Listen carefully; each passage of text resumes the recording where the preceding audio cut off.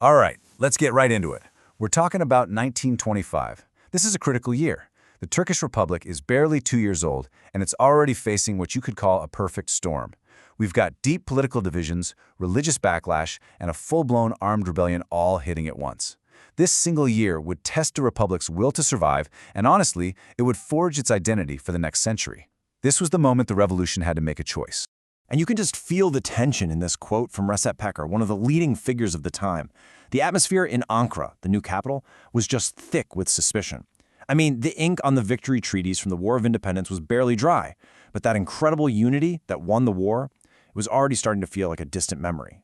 The very heroes who fought shoulder to shoulder were now eyeing each other, wondering who was a true revolutionary and who was a threat in disguise. And this is really the human tragedy at the heart of this story. These were comrades, men who had risked execution, who had fought together for a shared dream of a new nation. And now they found themselves on opposite sides of a brand new battlefield.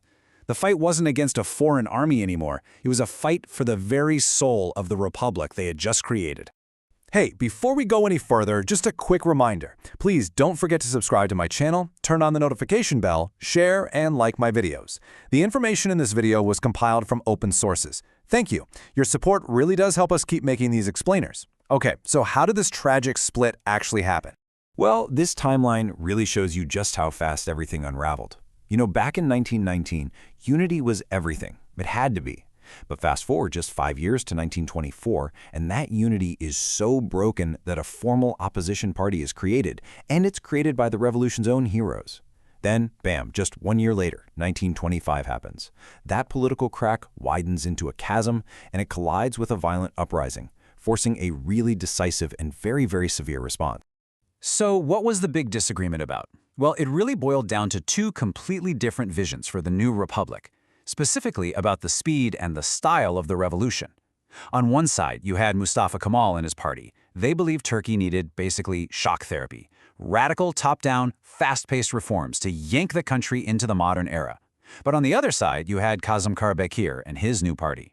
They were saying, whoa, slow down. They wanted a more gradual evolutionary change, a more liberal democratic approach where parliament, not one group, had the final say. And it was this deep ideological rift, this argument happening in the halls of parliament in Ankara, that set the stage for a national crisis, because that political debate was about to get completely overwhelmed by a firestorm that was just igniting in the east of the country. This seemingly harmless, moderate line from the opposition party's platform, it became absolutely explosive.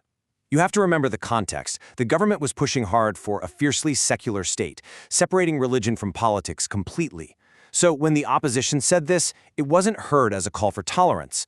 It was seen as a dog whistle, a dangerous signal to religious conservatives that it was okay to resist the new order. So, this really became the question of the hour, didn't it?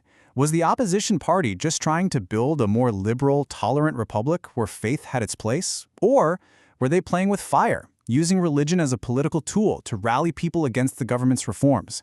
And in the charged atmosphere of 1925, there was absolutely no room for a middle ground on this. And then, almost as if it was scripted, the government's worst fears suddenly seemed to be coming true. Just as this bitter political debate was hitting its peak, a massive rebellion explodes in eastern Anatolia, pouring fuel on an already raging fire. And make no mistake, this was a huge deal. The Sheikh Said rebellion was this complex, dangerous mix of religious conservatism, people fighting against secularism, and a rising Kurdish nationalism. So it was a threat to the state's ideology and its territory. But what made it a true geopolitical nightmare was the timing. It blew up right when Turkey was in delicate negotiations with Great Britain over the oil-rich region of Mosul. Suddenly, Britain had all the leverage. They could point to the rebellion and argue Turkey was too unstable to control the area. It was a crisis on every possible front. So you've got a political opposition that the government now sees as treacherous, and you have a rebellion threatening to tear the country apart. The response was exactly what you'd expect. It was swift, it was total, and it was authoritarian. A choice was made. The survival of the revolution was now more important than the promise of liberty. And you can see this shift happen in real time with the change in leadership.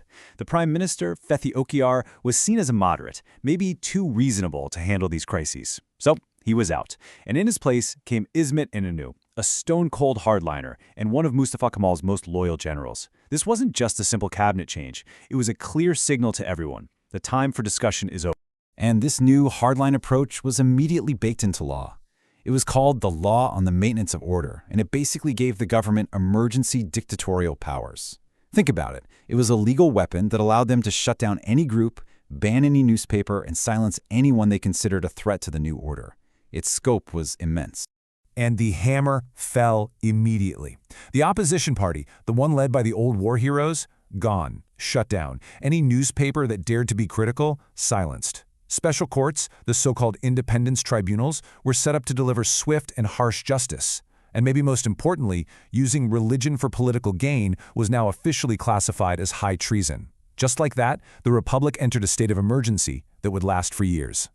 The decisions made in 1925 set a precedent that would define Turkish politics for a generation.